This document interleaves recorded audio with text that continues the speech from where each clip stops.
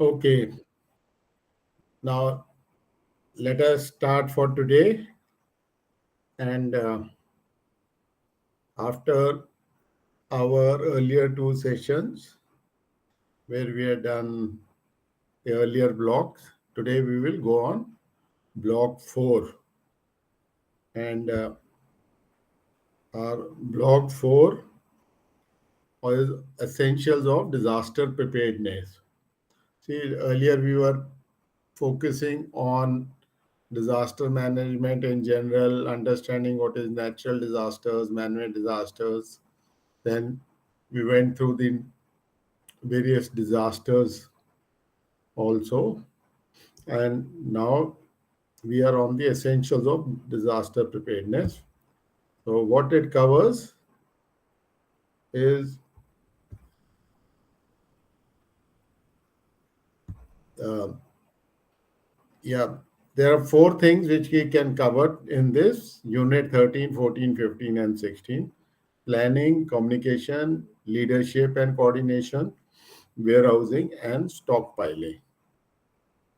So I think now these are actually quite simple, but very important in all other activities also of life, in all the other management of various places, other things also, these are used, or these are same principles.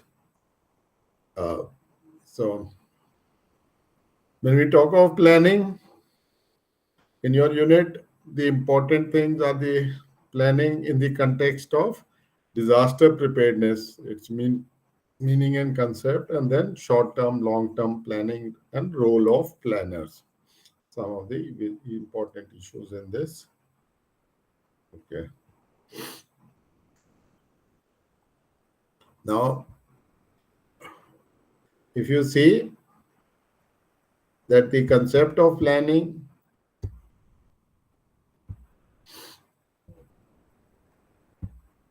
um, the planning process, concept of planning in the context of disaster preparedness, the planning process enables us to have agreements between individuals, agencies, and community representatives to meet community needs during disasters.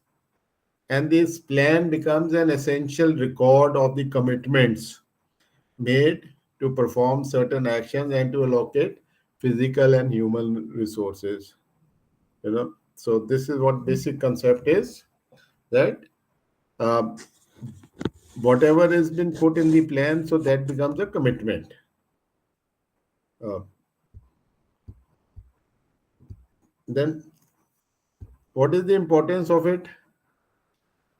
It is important of planning is that you are prepared, and it can reduce the fear, anxiety, losses that accompany disasters, because you will be naturally with the planning is the first step in good management.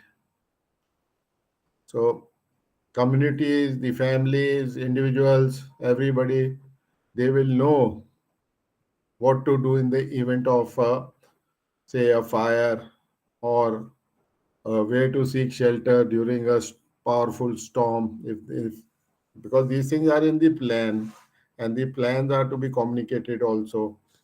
So this will be important part of your planning. Emergency planning and preparedness.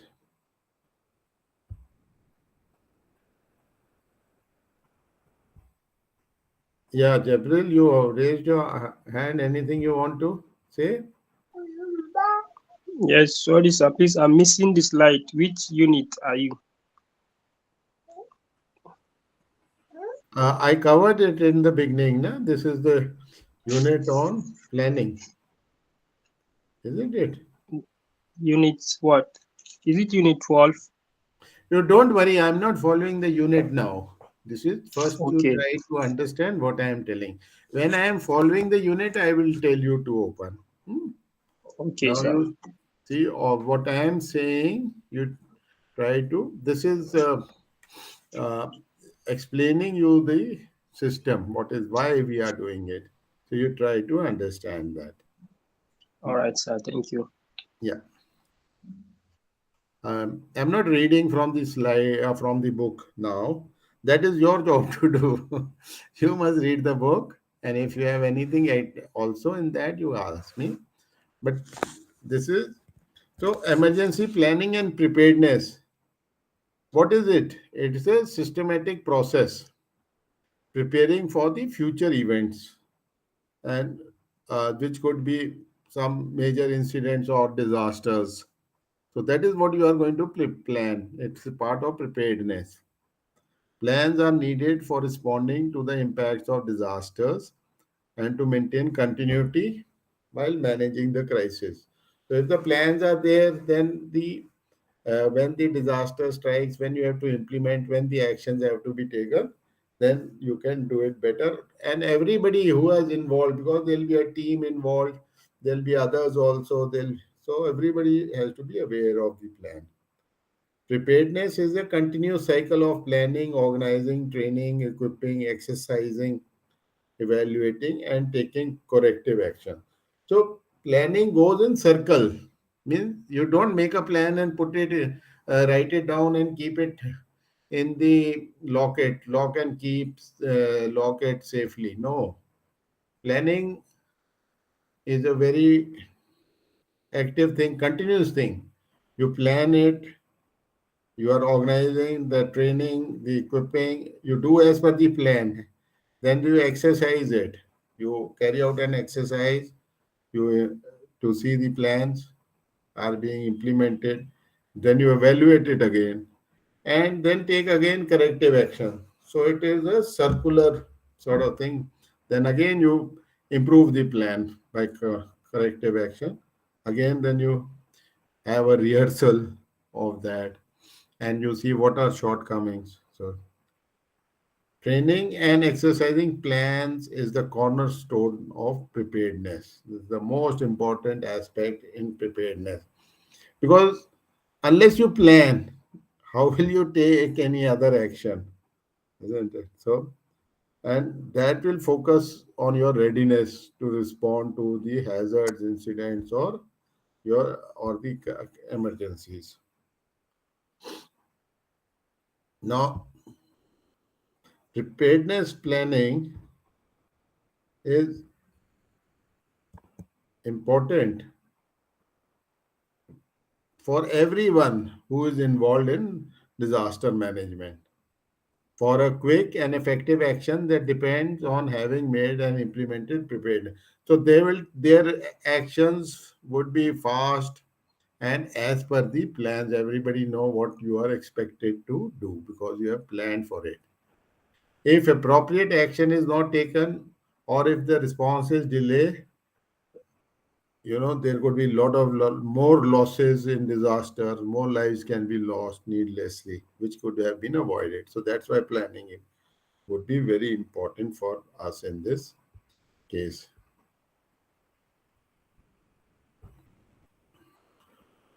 Now, preparedness plan, all of those measures will go a long way to improve the quality, timing, and effectiveness of the response to a disaster. So when a disaster takes place, you want a very good response, isn't it? So that now preliminary plan we will make first, isn't it? So because you start planning, you may not have all the information. There are many uncertainties, but still you will uh, start planning. Later on, you can keep improving the plan. You have to, in fact, and with time, things will change. So, identify, say, emergency shelter sites are there because there will be a lot of people who have to be evacuated. So, emergency shelters. Plan and publicize the evacuation routes. Then, identify emergency water sources. Then, um, determine the chain of command and communication procedures. who's the manager, who's assisting, which team they are, and what communication you are going to use, how you going to call up people, how you going to give early warning, how you going to tell whom what is happening. So you have to have, say, what type of communication you will be using. Are you having radio sets? Will your mobiles work? Phone lines may go down. So alternate system. So all those things are there. Then train response personnel also, as per the plan also, who are to do whatever task. So who are to response. So train them also, and educate people about what to do in case of an emergency. That is also part of this plan. That that people who are involved also should be a part of it. So they what they have to do, what they are expected, where they'll go, what routes, all those things, and how they'll be warned. It will be part of the plan. Now, planning is part of preparedness and mitigation. So mitigation measures are there. So, like other things, to reduce the impact of disaster. So, for in mitigation, what do? You do land use planning, developmental control, do, dwell control to restrict the activities in high risk area, zoning, other things. So this is also becomes part of your plan. All these things, it has all the rules, regulations which are applicable in that area for that particular thing. Then economic diversification to allow losses in one sector to be offset by increased output in other sectors. Then changing crop cycles and retrofitting houses. Now planning has to be done at every level. So if in your mind it is only there that okay, it's at the community, no, it is at the national level, it is at the uh, all levels, top to bottom, and then they have to be interlinked also. So um, you know your plan should be linked to your whoever are the higher authorities, their plan, and ultimately the national plan. So disaster plan, preparedness planning, and what do we involve in this? So first you identify organizational resources. Simple. First you have to find out what all is available, then determine roles and responsibilities, developing policies and procedures, and preparing planning preparedness activities aimed at ensuring timely disaster preparation and effective emergency response. So preparedness activity you would have been learning in CDM2 also. So all those things have to be included in the plan. The actual planning process is preliminary in nature and is performed in a state of uncertainty until an actual emergency or disaster occurs. So we say that the planning will continue. So it's a preliminary in nature because things keep changing, you know, and so plans have to be updated. So, and you may plan for something, but it may not happen that way. You may plan for, say, floods in a particular area, but the flood may behave in a different manner. Plan for an earthquake, whatever is the thing, it's a risk identification, and then other things, all other disaster management processes are there. So, planning is one of the activities in that. So, we are today talking about this, but when you see the other activities in CDM2, so those you can relate in this then. Aim of preparedness planning is to identify assignments and specify activities covering organizational and technical issues. So in the plan, you identify assignments, specific activities for the organizational, technical, anything like what communication, say, will be used, how it will be used, what will be the alternate communication. So only on one thing there's so many things to be done. Similarly, let's say for food, who will be requiring food, how will you make it, how will you give it to them, how will it be cooked. They will not have the those who are affected by disasters would require cooked food, so it has to be nutrition. What about catering to the sick, to different types of people? So everything has to be done.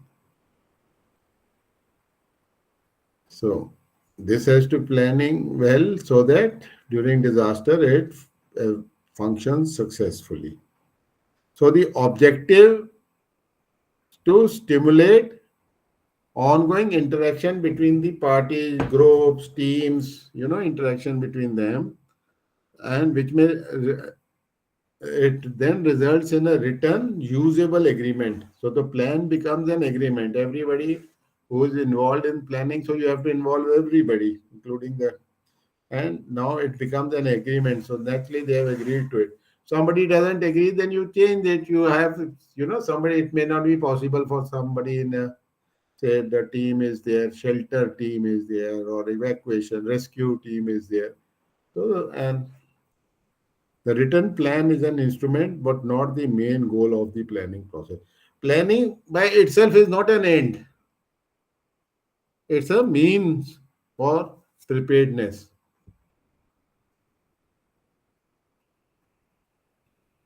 Okay. Now, now you can have a short term plan and a long term plan. So, what does it mean? We can have, you have to have the plan, there's a short term things in it, long term planning. So short-term planning consists of measures which deal with the disaster situation immediately at hand. As the same say, within immediately in the time you have to do the short-term measure. So these could be initiated either immediately after a disaster or even earlier to prevent or reduce the impact.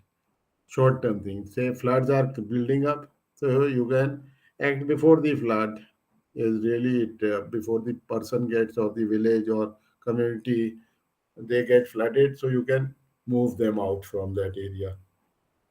Long term planning involves measures that can be implemented over a period of time, long period, few years, and need large expenditure. Therefore these need periodic reviews and so where there's more money involved, you require more deliberate action reviews. uh, And plan, disaster management plan is not a private thing, not an individual thing. It is.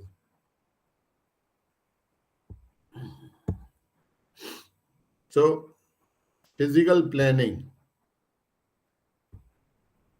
Now, physical planning is making arrangements for real goods and services required for completion of a project. Your project would be disaster relief, rescue and relief for a say particular disaster you have identified. So when it happens, and for that is place. So there'll be some food, shelter, rescue material, boats, clothing, many things would be required.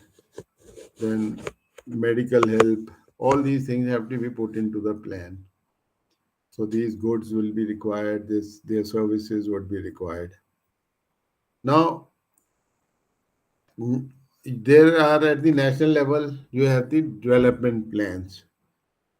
You're all aware in every country, the government does yearly budgeting, then there may be a periodic plans, 5-year plans. In India we have been having. So budgeting is there, we have finance commissions, uh, so and other things like that. So in that, the um, as per the things which come up, the budget is made, or but the money is located right at the national, and lot of things. so which are to make things uh, disaster resistant, resilient to disasters. So the even the development plans are dovetailed into it, merged with this, so that they can be used. That during disaster, these things, whatever has been planned for development, doesn't get destroyed, affected, isn't it?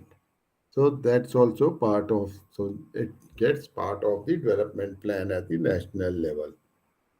So now there could be community-based preparedness plans. So prepared with the help of community at the local level for the community. Then you take stock of the existing resources, hazards the community is exposed to, the prevailing infrastructure over there in that area, and the coping mechanism and all other things you take into existence. The objective is to strengthen the capacities of people and institutions at community level. That is main thing is to strengthen the capacities. Now, see, planning itself, as you said earlier, it's not a end in itself. So, for those who are involved in planning, they have to be well aware about what is disaster management, all the other aspects of management of disasters have to be put into the plan. So, these are part of that. Then you can have some standing operating procedures. Now, what are standing operating procedures? SOP. They are include written guidelines on instruction described in detail to carrying out of a task, whatever you are planning. So you can have procedures for that. And the basic idea is to standardize the performance of any work procedure, like evacuation. So you standardize it, you make it that this is the route, this is how, these are the transportation, this is where it will come from, who is responsible, one person team leader for transport, one then people assisting as per requirement and availability. So all this has to be put into the plan. There will be, yes. Another part is a term very important is trigger mechanism. Now trigger mechanism is concept for a emergency quick response mechanism. Trigger means like a gun, you pull the trigger of the gun, it fires, it acts. So, similarly, there should be a trigger somewhere for your plan so that you can, execute your plan. So, that if this thing happens, this will be done. This thing happens. So, for that, what has to be done is SOP, standing operating procedures in the plan. So, which is activated prior to or on occurrence of disaster event, simultaneously sets into motion the required prevention and mitigation measures without any loss of time. Let's say uh, there are disaster warning levels, alerts, red alert, orange alert, then blue alert. Same. These are there. Different codes could be given.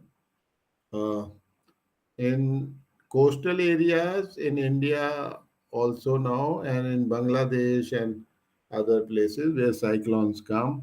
So they have warning flags. So flag, if it is hoisted at particular places in the ports and coastal areas, so people can see it. So if it is say orange flag, it has certain meaning. Red means it is of very high intensity warning. So like that. So those become the trigger also. So uh, so far you have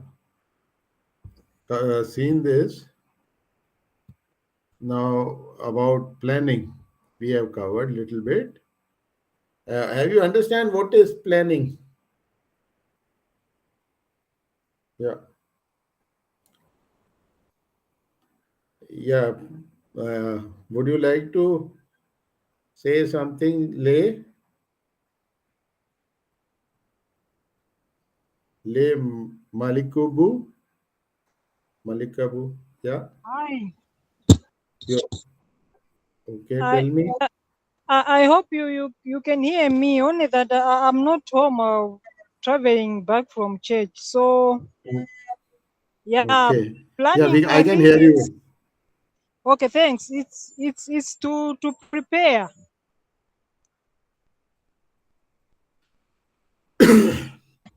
to Okay. prepare like It's part step of by preparedness. step on how you can carry out the to prepare for the disaster. Yeah. And who can plan? Who do you I think think? planning it's everyone at every level should be involved in planning. Otherwise, maybe if it's only at higher level, it may not work. It may not cover uh, what is really needed. So everyone, starting from the lower level up to the upper level, should be involved in planning. Yeah, very good. That's right. See, planning has to be at every level. Let's say there's a country level planning, then under the country there are states.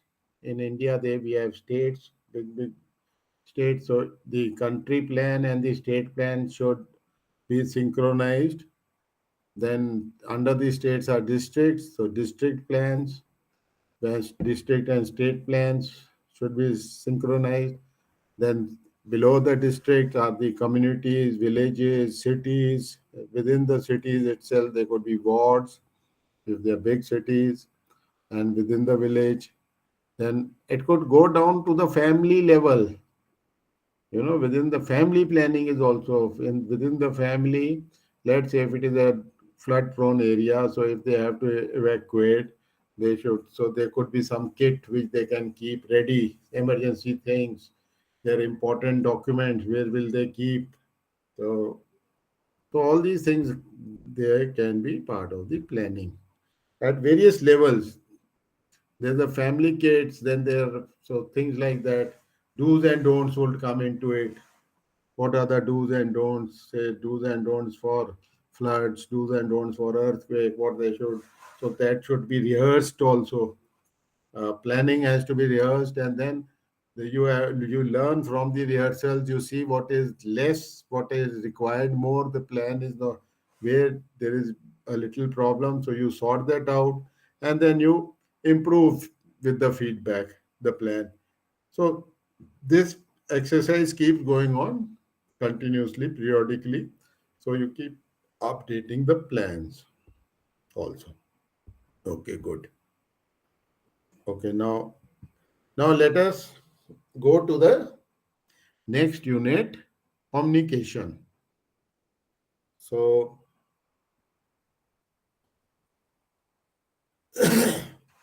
disaster communication,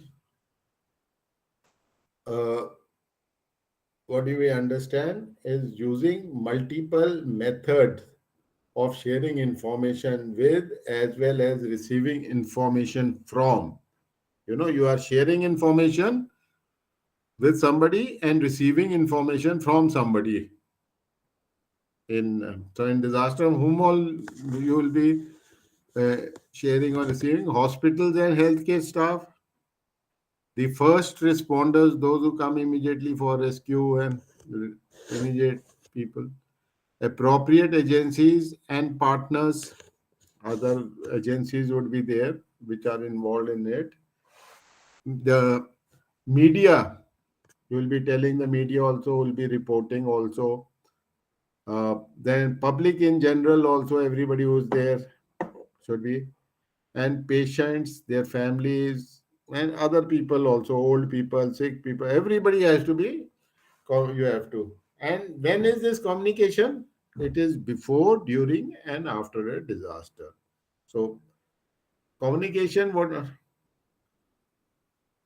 You all have know what is communication, isn't it? Anybody who doesn't understand what is communication, I'm sure in your own organizations you use communication. Communication is to make aware also. Okay. Uh, Yeah, good morning, sir. yeah, good morning, Joy.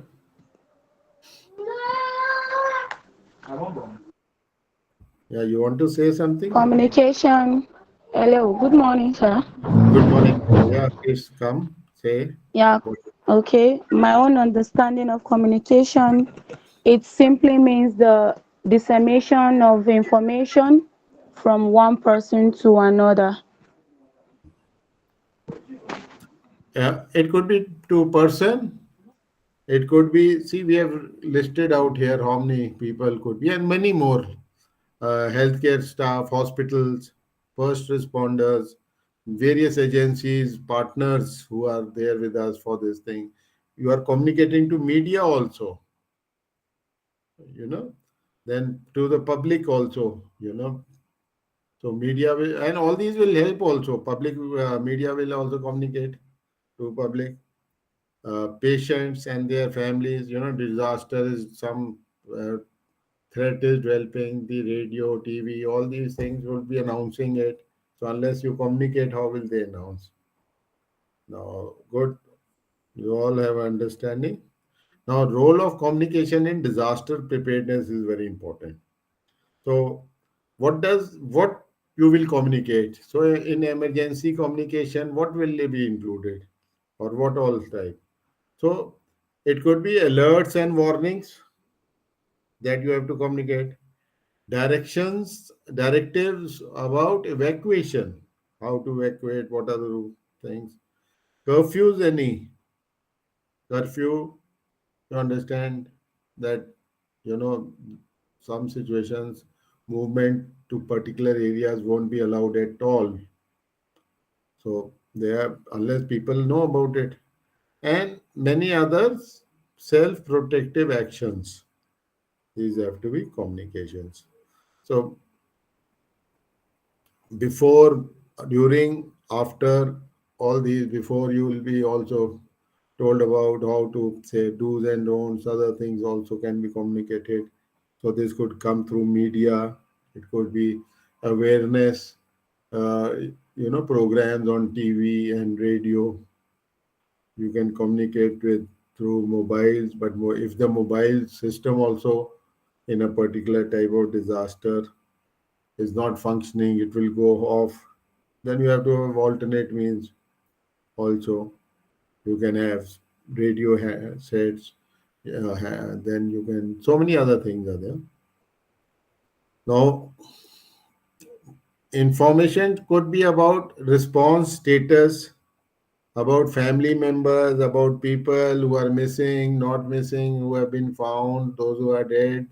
So that type of information also should be available somewhere. Then available assistance, what all assistance is there coming available, and other matters which have a impact on response and recovery. All these would be important for communication point of view.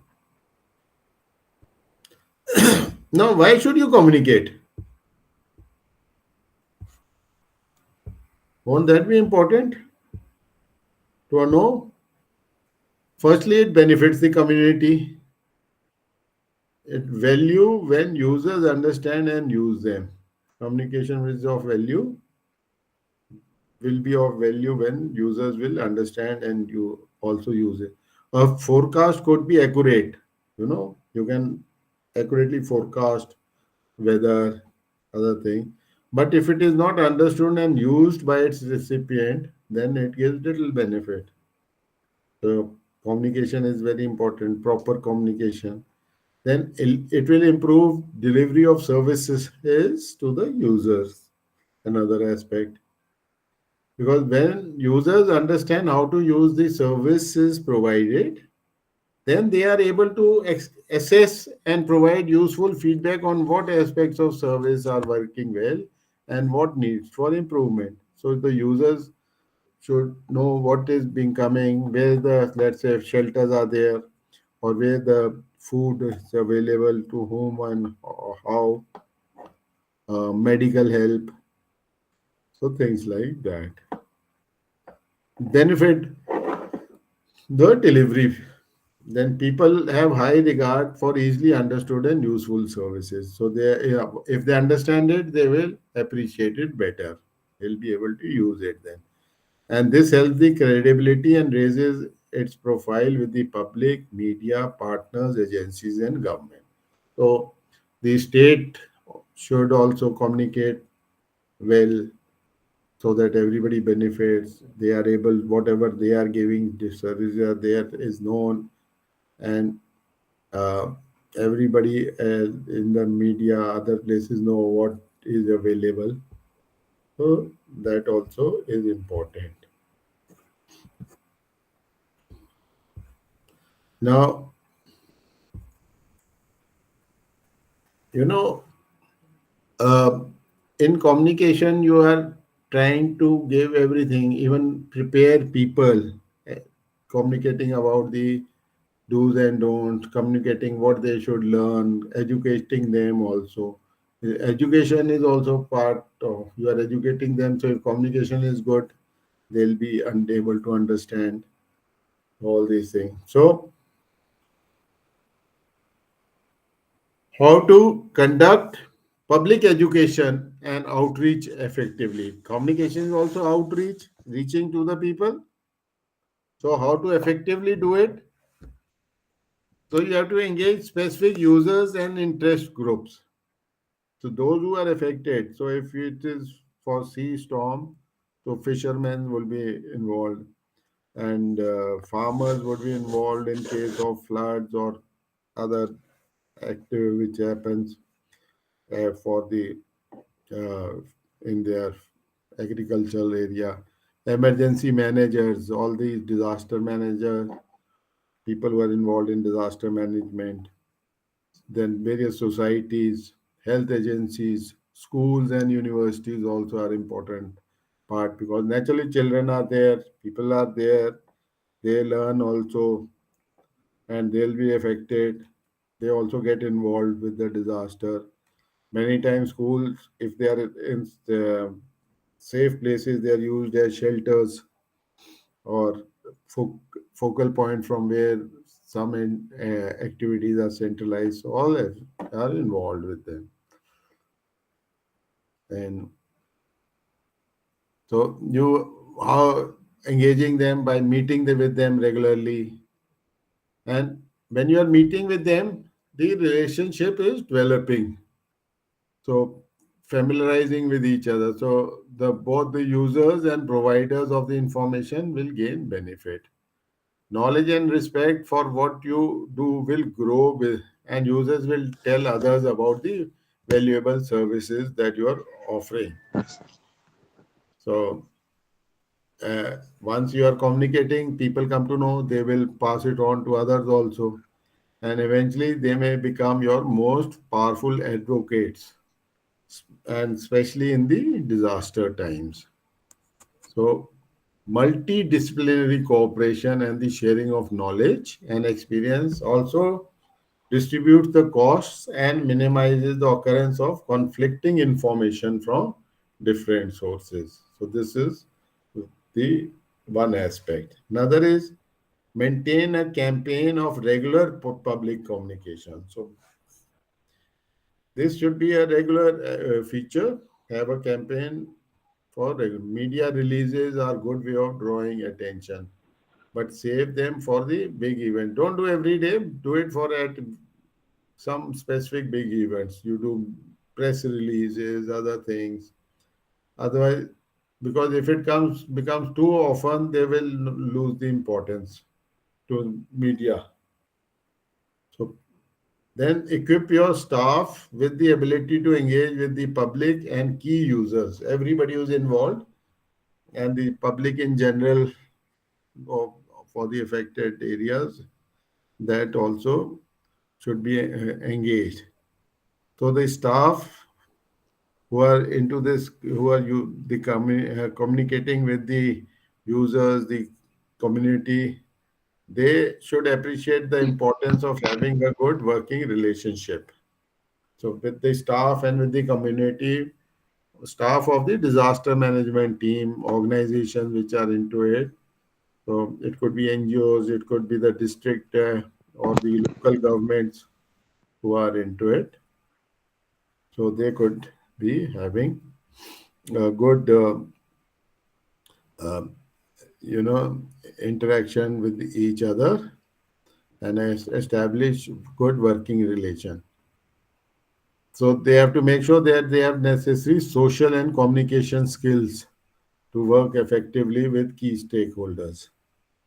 That is another thing. They should also be skilled in communicating so that the key stakeholders they can be involved and they are fully aware of what all are the policies, the systems, the planning.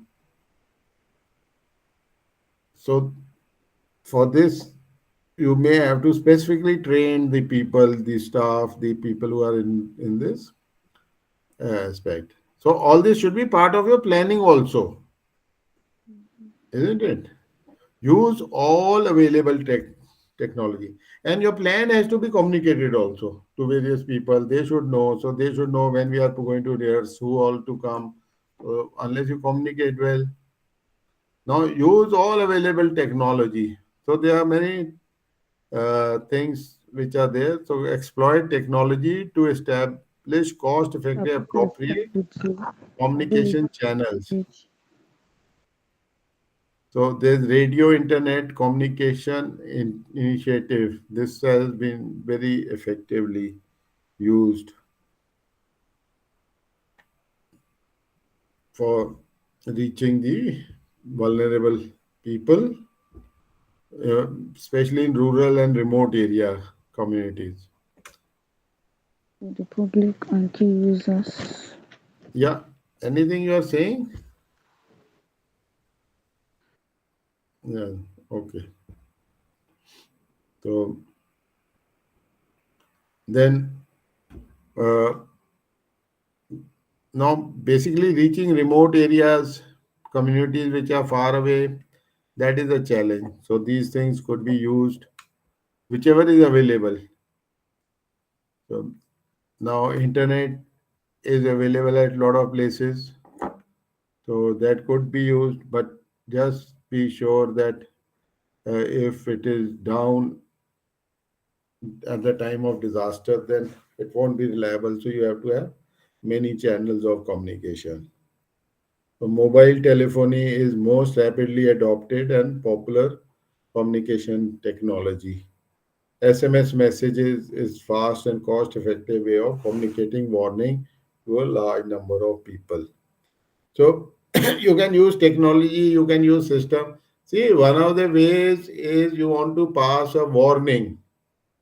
So you have a system that you pass warning to 10 people.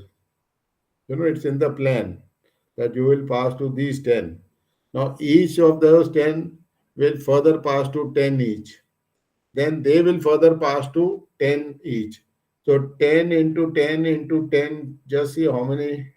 So within no time, you can pass to 100,000 people a message, isn't it? So early warning, things like that may be requiring this time. So you have to plan for it. Okay. And now be creative. Use innovative methods. So many countries, public education campaigns have effectively used artistic media such as art, theater, and dance. Local theater or local skits and performances can be done in which you can educate your target groups on about, let's say, preventive measures, do's and don'ts, or safe um, handling of these dangerous things. So that also can be, and this has been going on for a long, long time in various communities. many things have been, a lot of information and is passed through these methods. These are very interesting also for people uh, really come for this. So form partnerships with community arts group to explore ways of telling people about preparedness. There could be some dance groups, musicians, singers, locals who could be used, and people listen to them. They have programs otherwise also for these things. So this could be used for. So these are some of the methods for public education outreach effectively and having a good communication process. Now, there are, you know, you also should understand that there are physical and conceptual aspects of communication.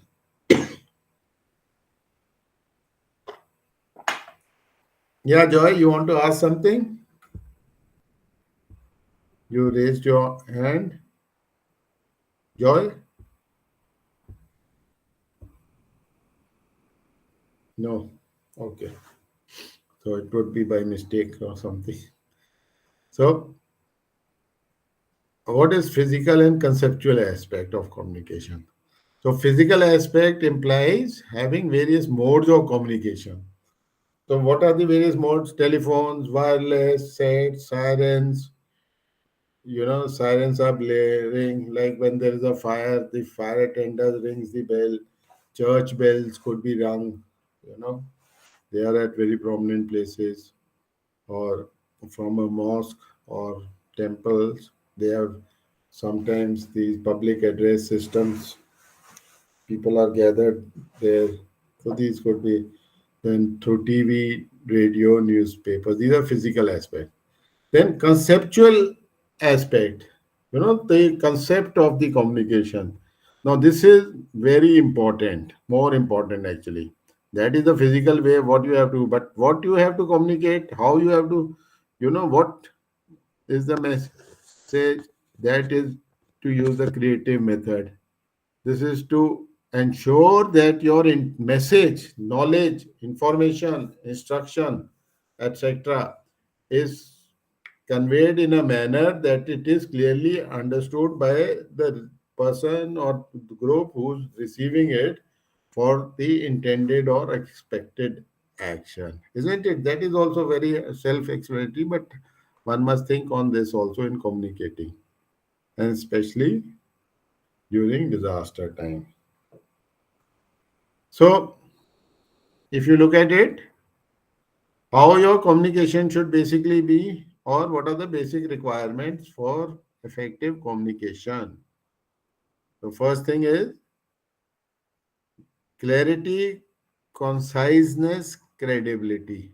Three C's. Clarity, it should be clear, it should be concise, as brief as possible, and credible. That credibility is also very important, that people should have faith in it. Then second thing is completeness with due consideration to the above. That keeping the above also, these three things. Fourth thing is it should be complete. That is most essential. If it is not complete, then it is a waste. But it should not be a little too boring or uh, verbose. Somebody keeps talking. Okay.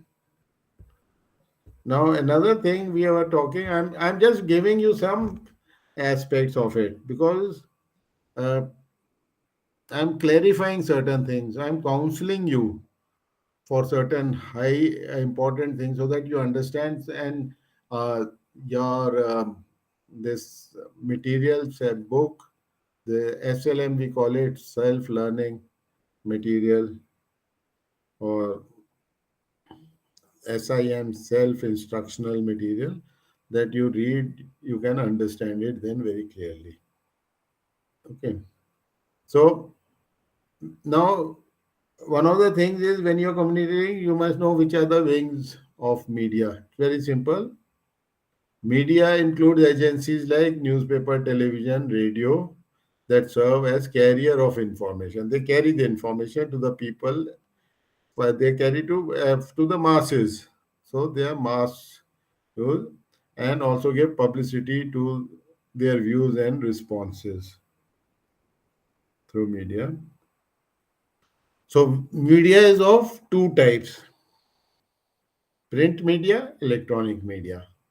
So print media is newspapers and periodicals, and electronic media is television and radio.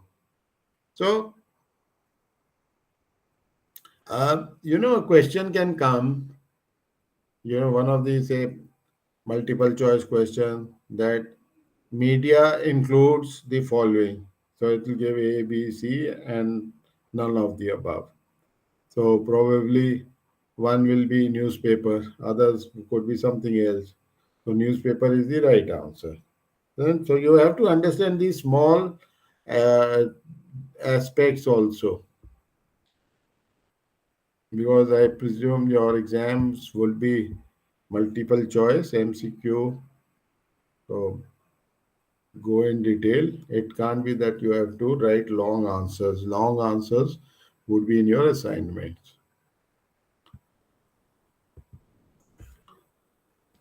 So now that we have covered on media or communication, so anybody wants to ask something on this?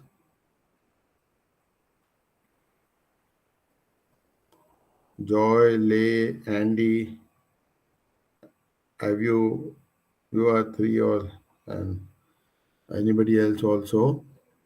Anything you have so far you think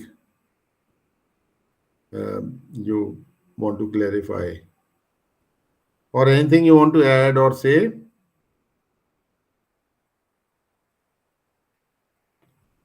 Uh, Andy, Okay. yeah, Joy, anything you want to say, Joy?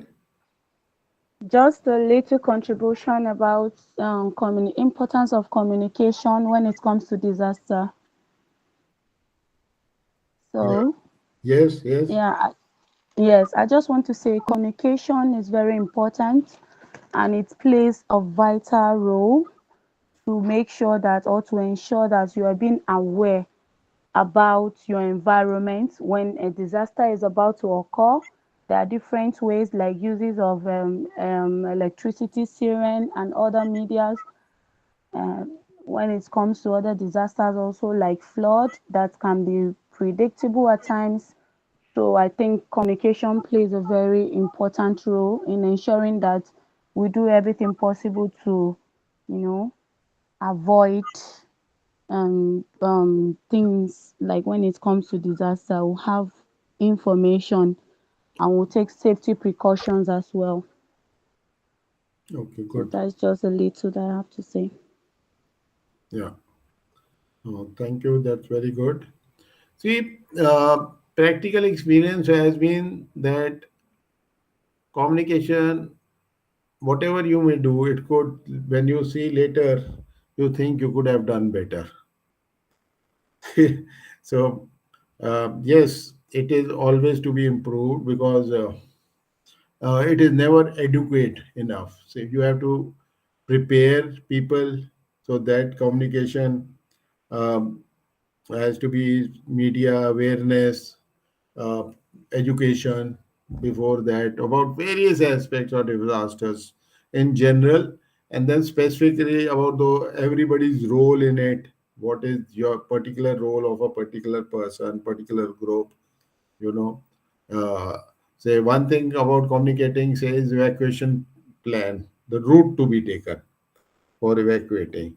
So it can't be same route for everybody because people are at different places. So different routes has to be there, isn't it? So that also how to make it better. People should not get lost in a storm. So would you do marking? So you can keep improving. A lot of creativity, imagination is required. So everything has to be communicated. Now, even this is communication, what we are doing now. You are learning about disaster, you are preparing for disaster. So first step of any preparation is you are educated about it, isn't it? So this is also one thing.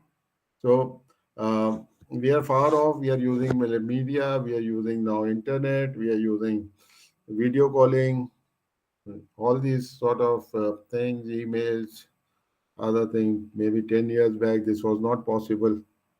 10 years back, to do this course you would have had to come to India probably, or the IGNU center would have to be opened in your place and all the material sent there. And so the cost has reduced, no doubt. So a lot of other such benefits are there. Okay, good. So can we take a 2 minutes break? Let's take a 2 minutes break. I'll just come back. Okay.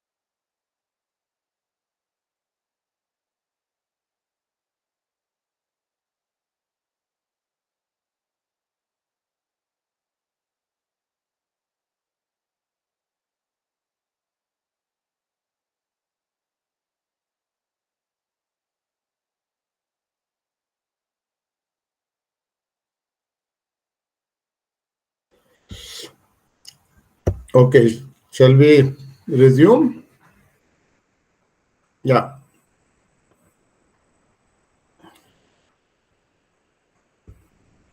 Okay. Are you there now? Yes. Yeah. Thank you. So next unit 15 is leadership and coordination. Now, what is the role of leadership in disaster management?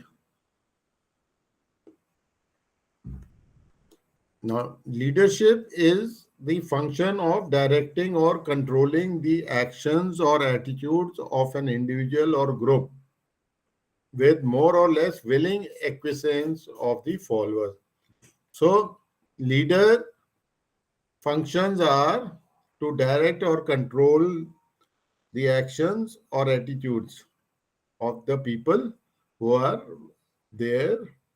They could be individuals and groups, and get their willing acceptance. Role of leadership in disaster management: leaders carry out the role of One is coordinating activities that reduce vulnerability, limit the loss of life and property, protect the environment, and improve multi-organizational coordination. So you as leaders in disaster management could have these roles.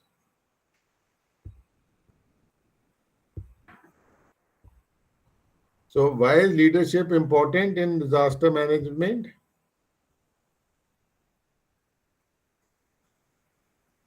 So good leader or coordinator, any manager, anybody above would be a leader, can make the task simple and more effective. One is the task can become simpler, it is more effective. He can serve the affected people within limited resources and be cost effective. Resources would be limited, and it should be cost effective also. So the role of a leader starts from pre-disaster situation. It does not come up only after a disaster starts or is triggered. So he has a very important role during and after the disaster. That is before, during, and after. So leadership does not just happen because a person is appointed as a manager. It has to be earned. So leadership is a term, not a very clear term, but some are good leaders, so they must earn the leadership. Okay. Now it is basically influencing others. So how you can influence others? By coercion, uh, reward, by position, by knowledge, and admiration.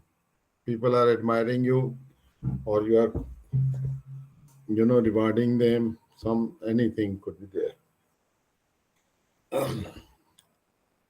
What are the factors that affect leadership? You know, now these are general everywhere. The leadership, these factors are there. So first, individual characteristics, competence, experience, self-confidence, judgment, decision making, and style. Style of leadership is able to have. So experience and understanding the task are important factors for leadership. So these are important factors. Now, leadership style, when we say, refers to behavioral approach employed by leaders. It's the behavior of the leadership, of the leaders. And this behavior to influence, motivate, and direct the others, those who are following them. So, a leadership style determines how leaders implement plans and strategies to accomplish given objectives while accounting for stakeholder expectations and the well being and soundness of their team. All these aspects of leadership style determines the leader implements the plans and strategies. Why is implementing? To accomplish the objective. So, uh, there are generally four styles of leadership: directive styles, supportive, participative, and achievement oriented. So, which are the best styles?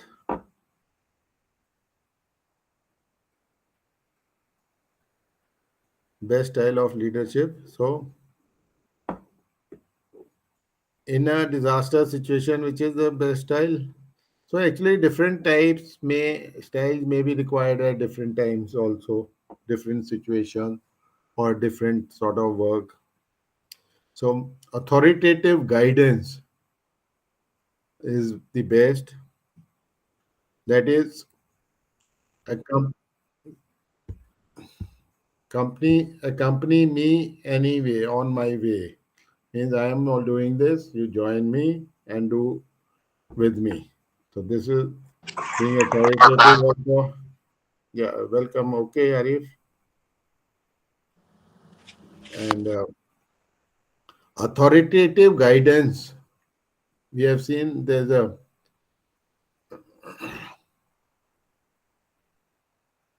authoritative guidance leadership style contributes to a great employee environment.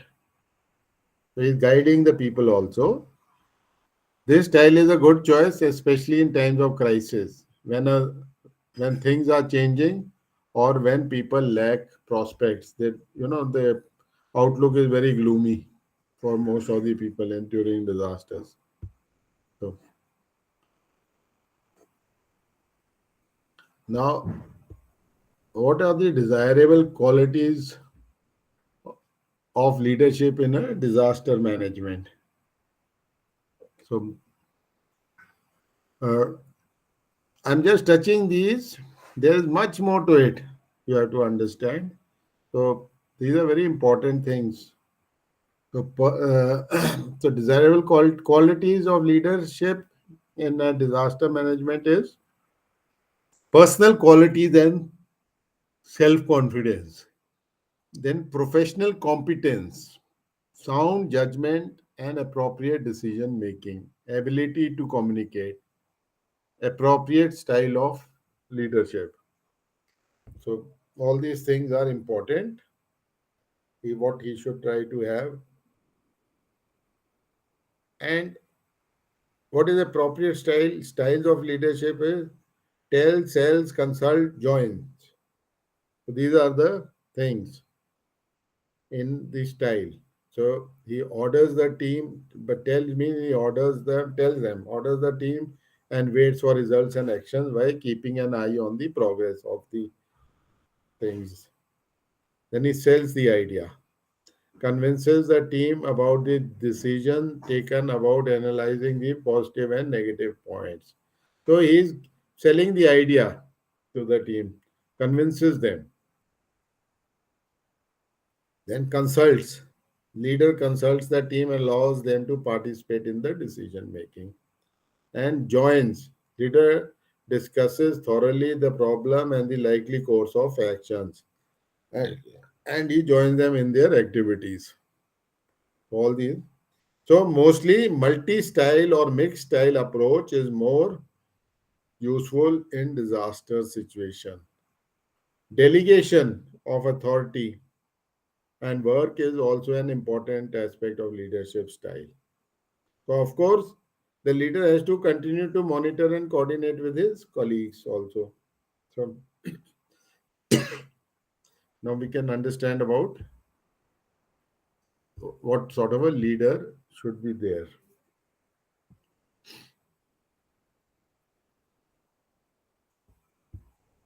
So now you get some idea about leadership in disaster management. Anybody has something to ask or say? Anybody? Good day. Yeah, good to come. Arif? Uh, Yeah, I hope going good. yeah. I'd like to add in leadership in disaster management. This personality does it have to be the leader who will lead the team to tackle disaster? See, there is no one person who's tackling, and there's not one team. Disaster management would have so many types of. We are talking of planning. Actually, we were talking of planning earlier, then communication, now leadership. People who are involved in disaster management, they are at various levels. So they could be at national level, they could be at the and to the local lowest level. So everybody. So leadership is an important quality which is required to effectively see this unit block that we are covering is on effective techniques of disaster management. So these are the techniques that you have good leadership, you have good planning, you have good communication. So now what do we mean by good leadership? A leader is not only one person, you know. So everybody has something, they have some other people they have to deal with. So this is their, so they are all managers, leaders, or responsible for something or the other. So, and this is what is expected of the people there. You know, there may be a big team, under that smaller team, there may be at district level, then at higher level. So all these are, it is required at all levels. So these are some of the common general things with the persons who are involved, you know. So it's Thank the same thing. These same qualities are required in your organization also, isn't it? okay, Yeah. yes. Yeah. Okay. Good. Thank you. Now,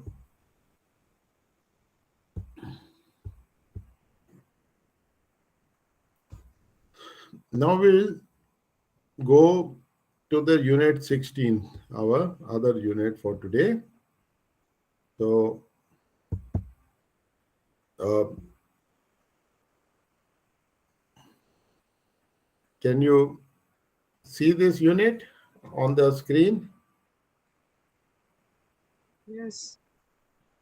What I am, okay. Now, what do you understand by this? This is earlier were the things, you know, planning, then communication, then leadership we were talking about was about individuals who will do this. But now we have come to warehouses and stockpiling. So this is about the logistics part of it. So what do you understand by this? Warehousing and stockpiling. Anybody?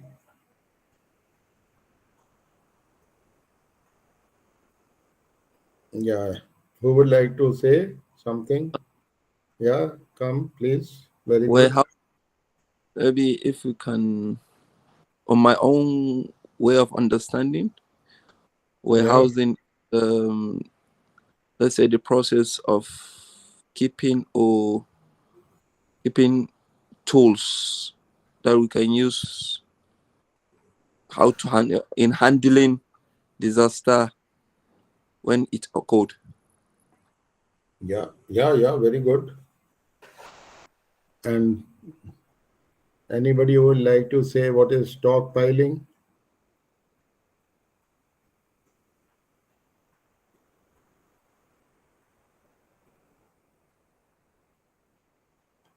Stockpiling, you have heard of this word? You can say stocking, stocking up, isn't it? You have heard of stocking? Anybody who's not heard of it? Yeah, no. Have you heard of it or not heard of it? You have heard of stock, Stock, Yes. Yes. stockpiling, stock keeping, keeping stocks. So, yeah, Joy. Yeah, please say. Joy, you have raised your Stock hand. has to do with, Yeah. yes, I say stock. It has to do with where goods are being stored or kept. Okay. Yeah, very Where good. goods. Yeah, we have Hello? the stocking up, Yeah. keeping stocks. You know. Yes, it's the way, based on my understanding, is how goods are being kept Yes.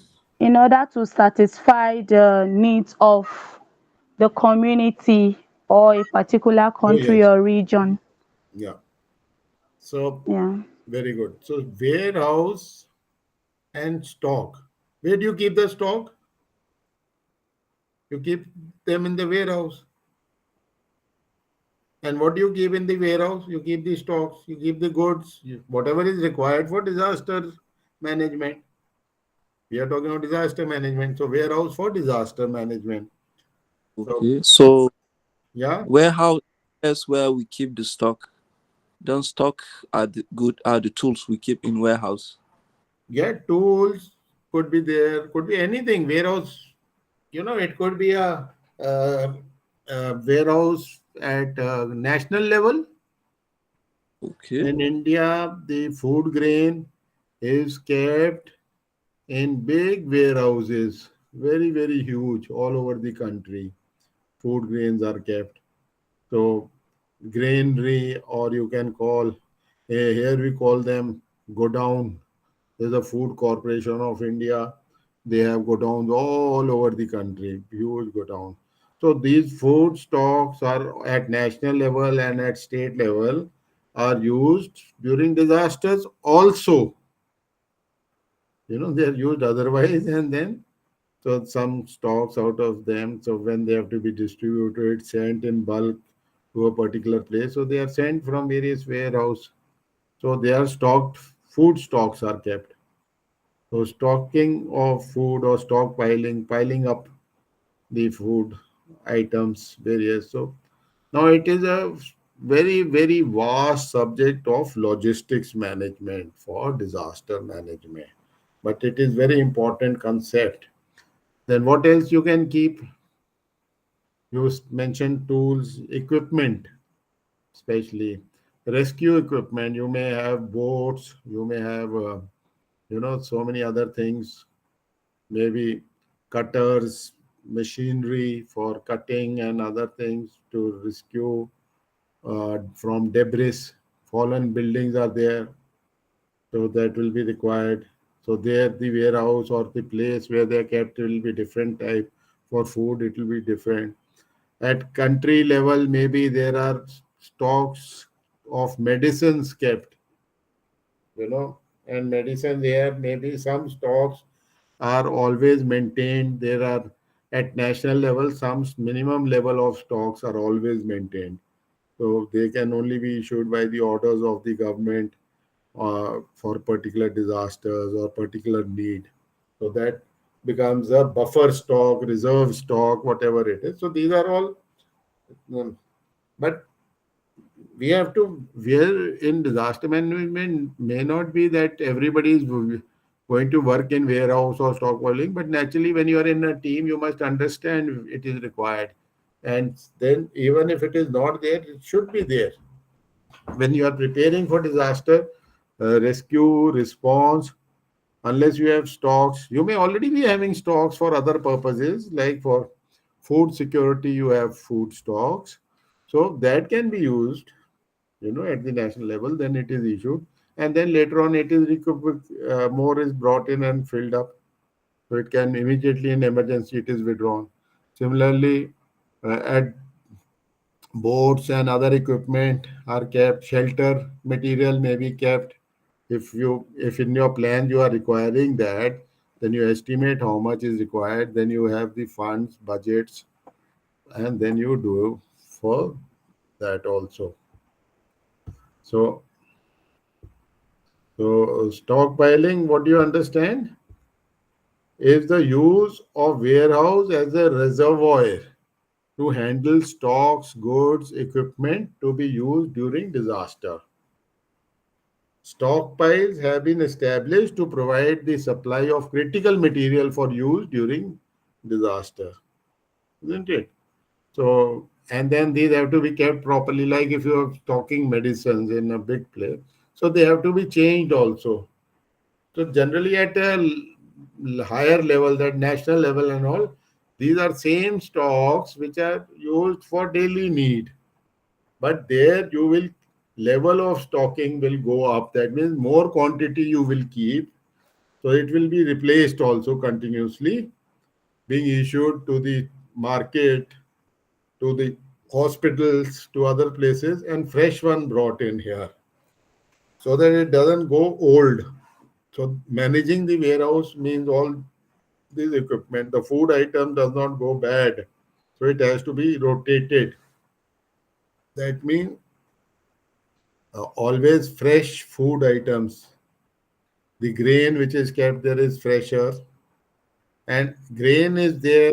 How to make flour, because if you are using flour in the place, so those everything comes into that system of logistics. Yes, Joy, what do you want to say? Yeah, please come, Joy.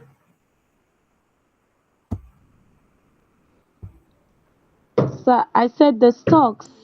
I have a question, please. I said the stocks, are they usually, can they be sold, or is it only for to assist those that face disaster or are victims of disaster, or can they be sold as well? So it is as per your plan, as per your what you have um, earlier. You know, if you at that's what I said. Firstly, there are warehouses or stocks of different types, medicines, food, then equipment, rescue equipment, shelter, tents. Tents are kept in large quantities. Boats are kept.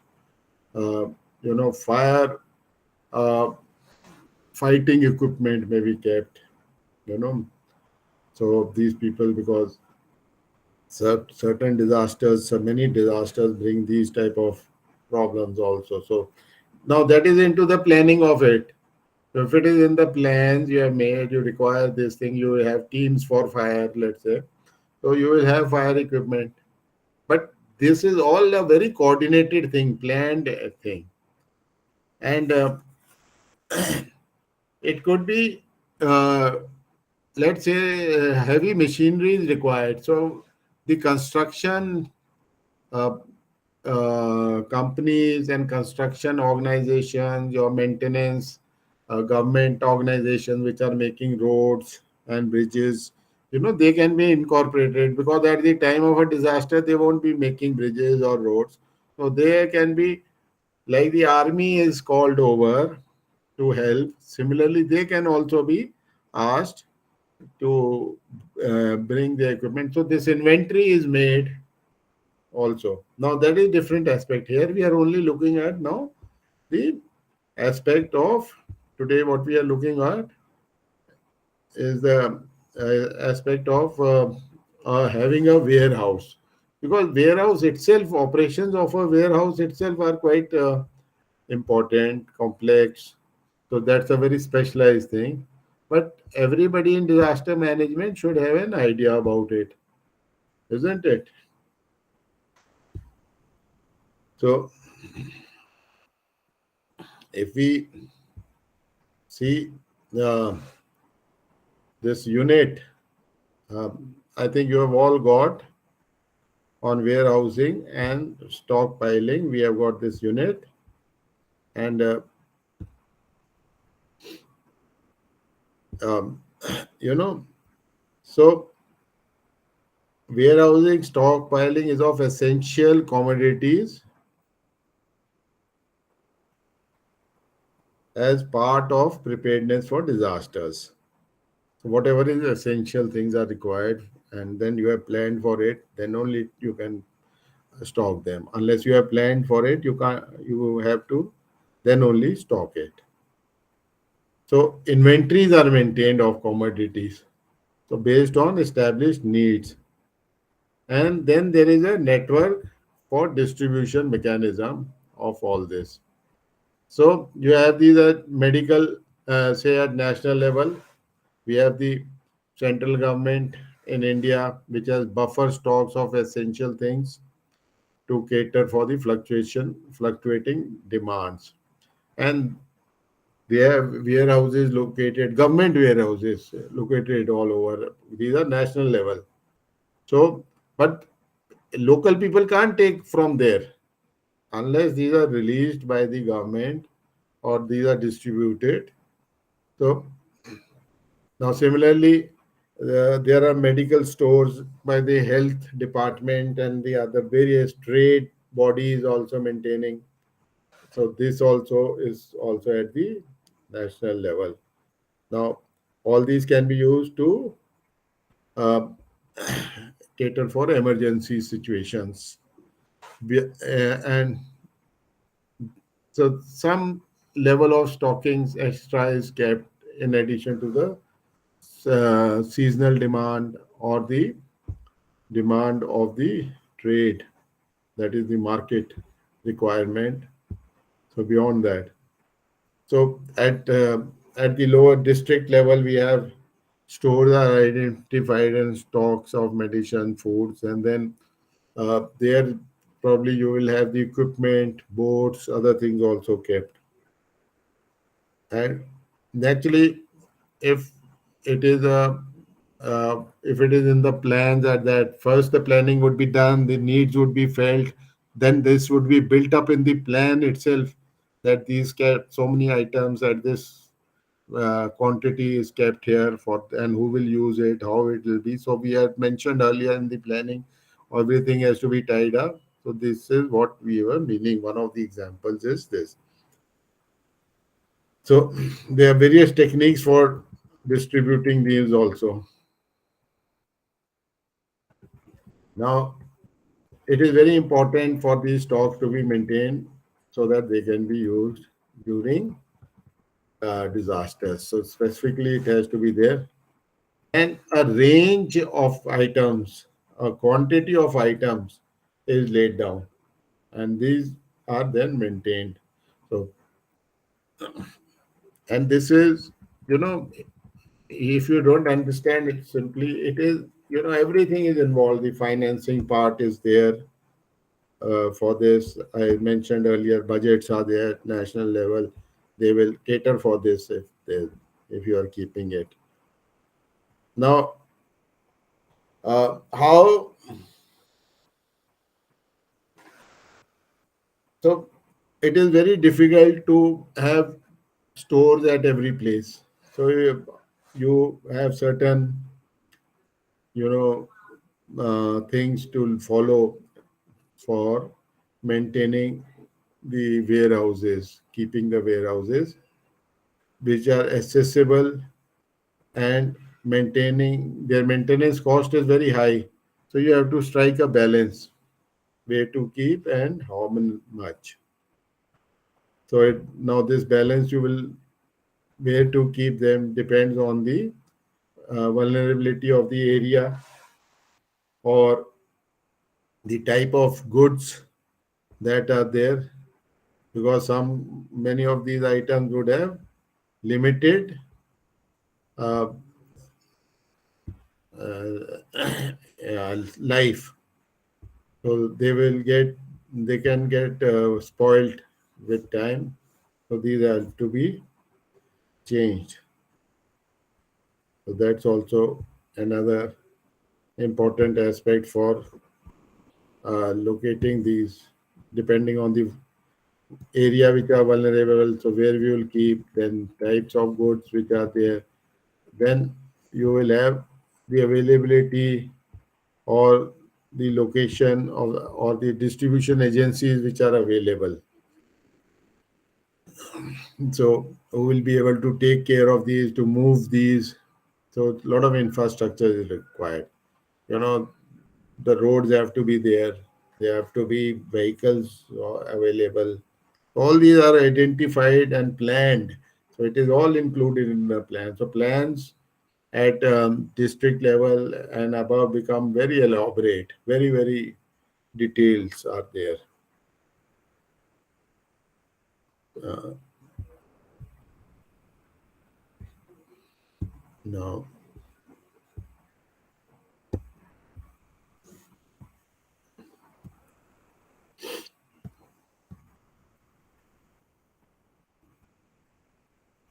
so we have seen what is the importance of stockpiling or of warehousing, then and what are the criteria for locating these 3 points we have seen. Now another thing is, especially at the functional level, that you will have the list of commodities and tools. Commodities means all items like food grain is one commodity, you know, Milk may be another. So milk powder may be used in disaster time. Fresh milk is not available in large quantities, but milk powder can be there. So like that, because for children, for some patients, this may be an essential item, medicines, things like that. So list of these could be kept. So at the lower level in India, district level, you keep the rescue and evacuation equipment and tools. And at the higher level under the state, or maybe in bigger states, then maybe under group of districts, then you keep the regional level stocks for items such as food and medicines, because they can be moved. Whereas first is required is the equipment immediately in an emergency, and maybe in after few hours or a day or so, the food and medicines will follow, because immediately you won't be able to locate the people also. They will have, and or cooked food, how you'll distribute. So let's say this example here is given typically for cyclones or flood, the type of stores that you will require, isn't it? Like you had mentioned earlier, equipment, tools. So you require rubber tires and tubes for using as float in waters, and also boats. So for rescuing people, you use tubes, inflatable tubes, use boats, you know. Somebody is out, you throw the tube, he catches on, then you pull him out. These are methods. And a rescue, water rescue is also specialists are trained into it. So there could be a team for rescuing from water who are trained. Advanced training is given. They should be good swimmers, no doubt. Then this type of equipment is there. Rubber tires and tubes for users floating in water and also boats. Then hooks for clearing debris. You know, a lot of places things are fallen. Then tents, tarpaulins, galvanized corrugated sheets for roofing and walls for temporary shelters, asbestos sheets again for roofing, bamboo and other material, wood, and for providing making temporary shelters. So use these wood pillars, bamboo or something, put tarpaulin or iron sheets or asbestos sheets on top. So immediately you can create shelters for people. Then uh, kerosene and lanterns and candles, matches, lighters, battery operated lights are also required. There won't be electricity, so this could be used. Large cooking vessels for use in relief camps, and for serving food also you require huge utensils. These could also be kept.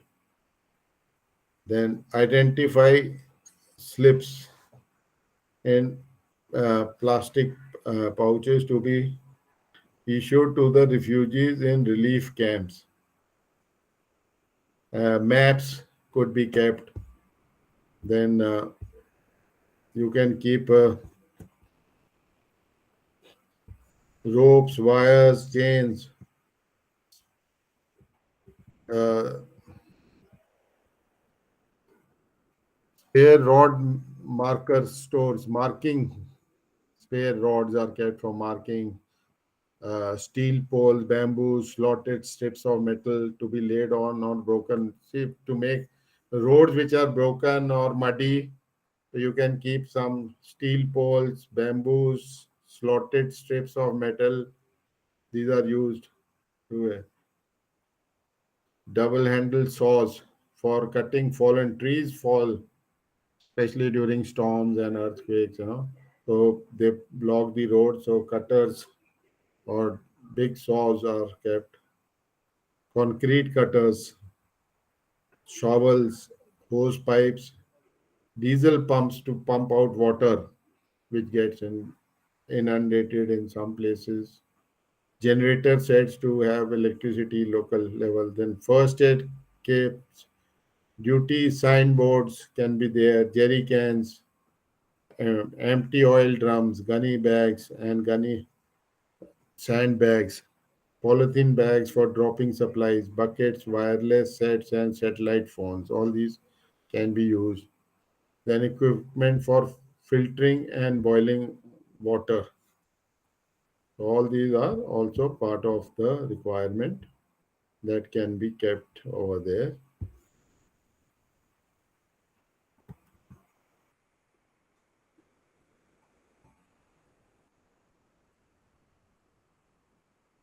Now, medicine store separately is also required, and generally at the district level hospitals it will be there next to the hospital or with the hospitals, because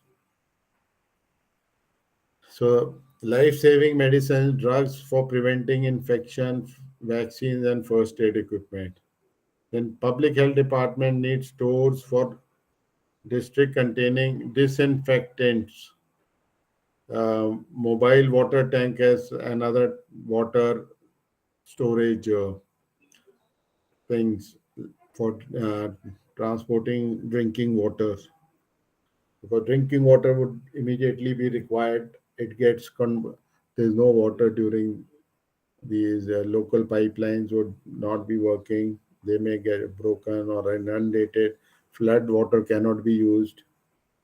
Then vaccines are required. Insecticides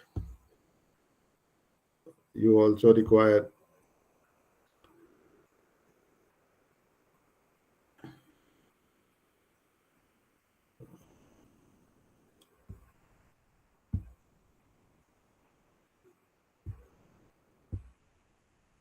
Can you see the what I'm showing? I don't know. It's not showing. Nothing is showing now. I don't know why it's not. So something has happened. Let me.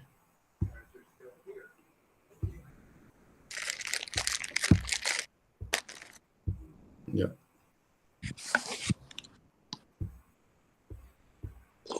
No.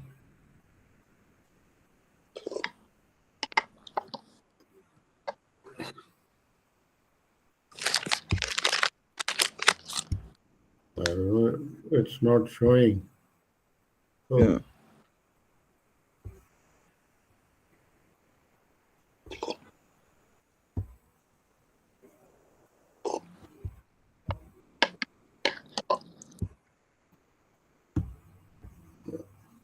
okay.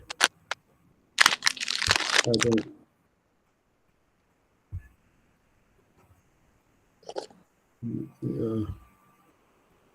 Okay. It's yeah. back Now now. it's come. Yeah. Yeah. So basically, it is a from the unit I'm showing now, unit 16. So medical stores, public health stores, what are needed, these are. Then you could have for public health temporary laboratories, portable or laboratories one. Then animal husbandry department would need essential stocks of drugs for the cattle, livestock. So that is also you can now we can see the techniques for distribution. Yeah.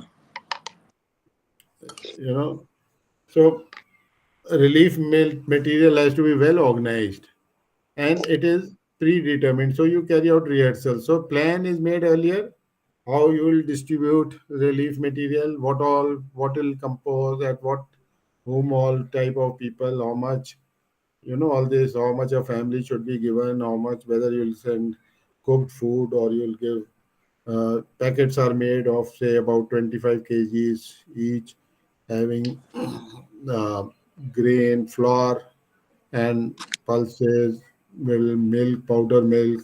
things like that, maybe coffee or tea, little bit, so that they can meet. Then matchbox, candle, they could be in the kit, whatever kit. So this is planning. Where when we're talking of planning, all these things have to go into that. So in fact, the plans will have different uh, sections, could have appendices with details of lists, locations of these. This is one aspect. It could, there'll be a medical health plan separately, as well as which will merge with the. So the hospital will have a medical plan. Hospital plan would be medical, how to get the care in detail, but that will be merged with the area plan also. So in area plan, it will be how much aid has to be given to a hospital. Say security has to be provided, maybe one of the things, or extra transport has to be provided. So all these has to be done in that. So teams of doctors with mobile vans could be there. Lot of material from regional stores is moved by rail. So depending rail, road, how you are moving, internationally material will come, how to receive it. You have to have proper organizations, airports, things like that to receive these. And maintaining the traffic movement, all these things also would be also an important part of this. So then you will have to also, then in distribution, the the community gets the relief material is properly, adequately, and everybody gets it.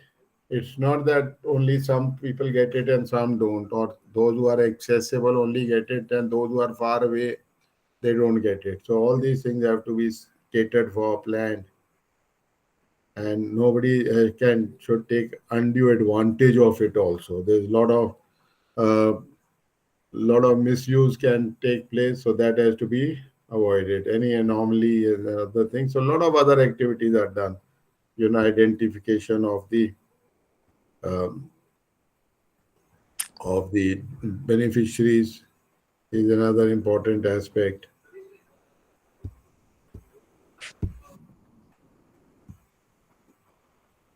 Okay. Now, some key terms: buffer stock, we spoke of.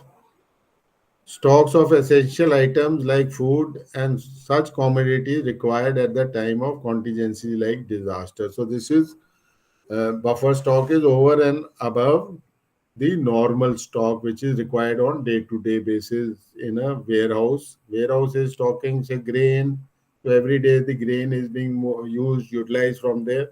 So buffer stock would be more than that stocking. Let's say you do for general stocking, you keep stocks for 1 month, so here you will lay down, so this much additional would be there. Then shelf life is the length of time for which food, medicine, other commodities which can get spoiled can be stored before deterioration. Shelf life. Rubber items also have shelf life. Plastic items can go after a few years. They can be go bad. So that is also shelf life. So I hope you have understood something about warehousing and stocks. These are some of the related terms which we used.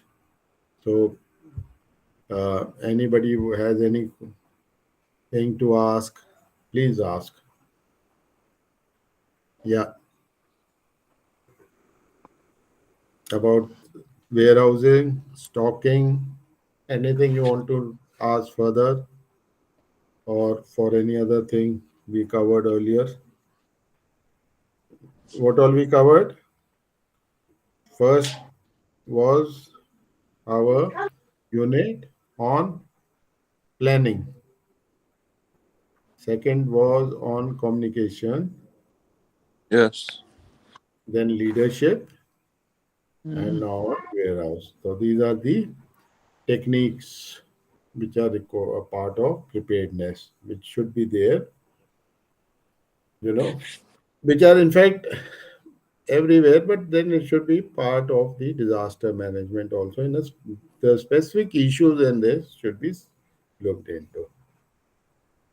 Okay. Yeah. Yeah. Hi. Hello. Yeah, you want to ask something? Yes, Lay. Yes. On communication, we talked about effective communication, and we said it should be clear, concise, those things. But now I wanted to differentiate when we talk of the people should have communication skills. Are these skills different from the qualities that make communication to Different be from? effective? Hello? Yeah, different from? Are these skills that are required for people in disaster management? Are these communication skills, are they different from the qualities that make communication to be effective? You tell me. Are they different? See, do you require different food, different medicine? Tell me. Why would you require different? Communication is communication. So we are talking, yes, at different situation, different types of communication may be available, you know, and some may not be available. Skills, of course. Now, skill is not one set of thing only, because communication, like leadership, leaders also have to have, means it will be a good leader who has good communication skills. So you require good leaders in disaster management also. Of course, you are right that uh, at different times or different situations, the skills required may be, you know, there may be different or availability. Let's say you want to, for early warning, you can have visual communication, flags, you can have bells, whistles also. But before that, media reports, TV reports, or TV news items, this will say this disaster is, this storm is building up over a day. If it, we have spoken earlier, slow onset, fast, quick onset disasters. Few days back we had studied that also. So quick onset disasters, you can't have much warning also. So there it will be different type of things. So you are right. It is the same communication, but it has to be good. Joy, you want to ask?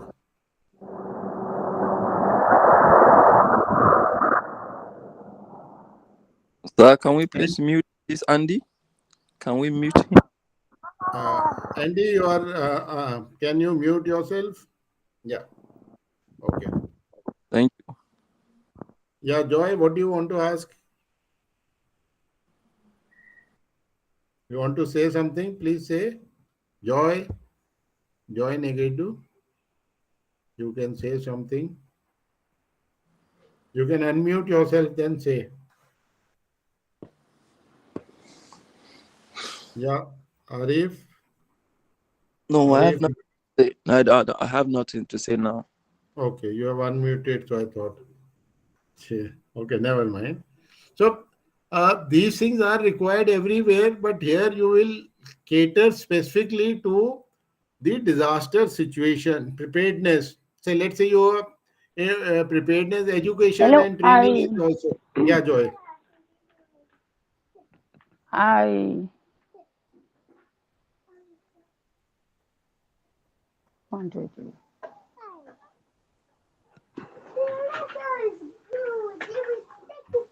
Joy, you want to say I something? want, Please say. Yeah. yes, I wanted to ask that I have a question. Okay.